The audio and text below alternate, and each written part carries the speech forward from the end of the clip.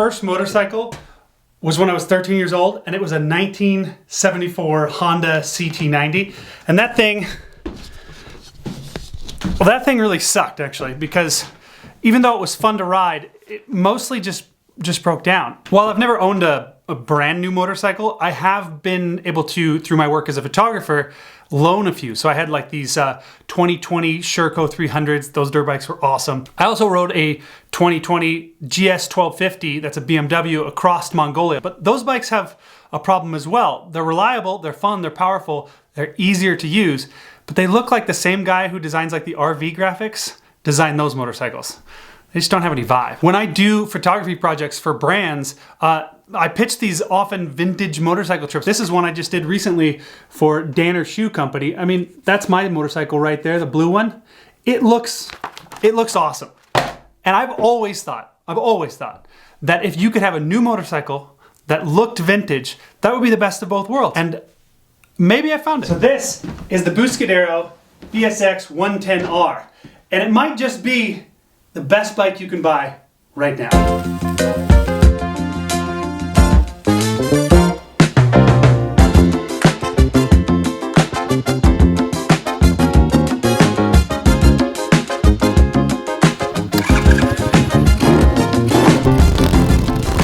Before you ride a motorcycle, there are obstacles for most riders, like picking out the right bike and learning how to ride it comfortably. But the most common obstacle is transporting the bike to the trails. If you have a pickup like mine, it's no problem, unless it's filled with something. I have another way to carry it. It's a hitch-mounted moto carrier, but it's really heavy. And if you've looked around on the internet or personally with my friends, you know that when these are mounted on the back of a car, that the straps can fail, and then it's just carnage.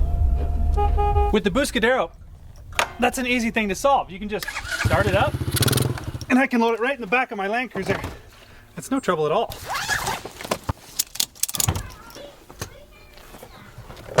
I'm not the only one who thought that a Buscadero was a bike worth buying. 3 of my friends bought one, including Alex Stroll. You know, I was thinking about it. I feel like how you feel on a big bike. Yeah.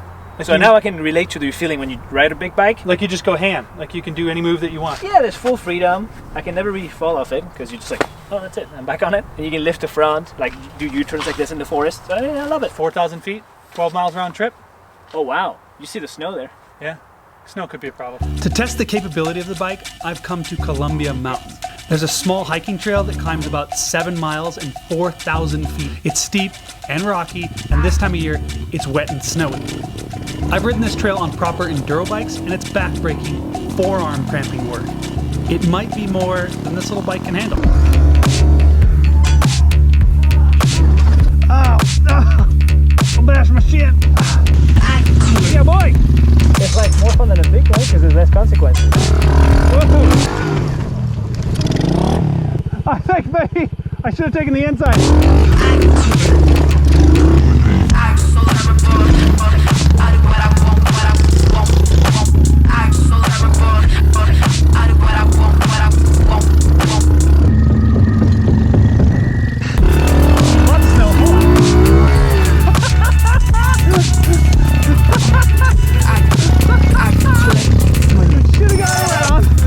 We might have hit our maximum here.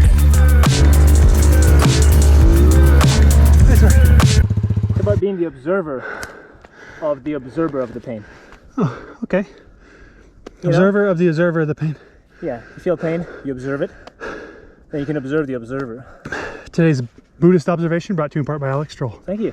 It's little like rainbow. Namaste. We crossed one huge snow patch, and you can see behind me there's another, and it probably is another and another. I think we're almost to the top of the 7,000 foot peak. What do you think, Stroll? You worn out? You know, good as new. Just a surprise photo.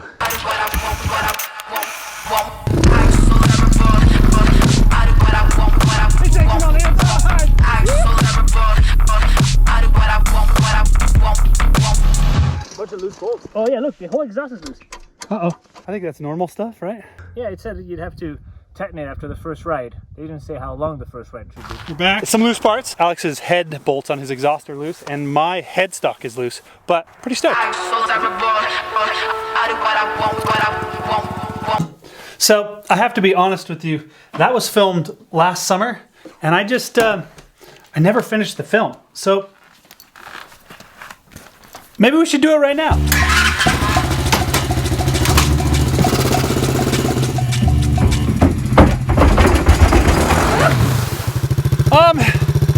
We may have a little bit of a problem.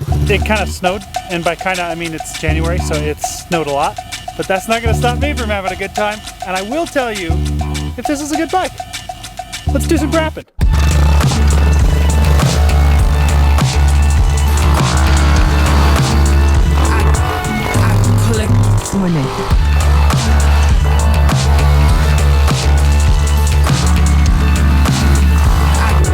I collect money.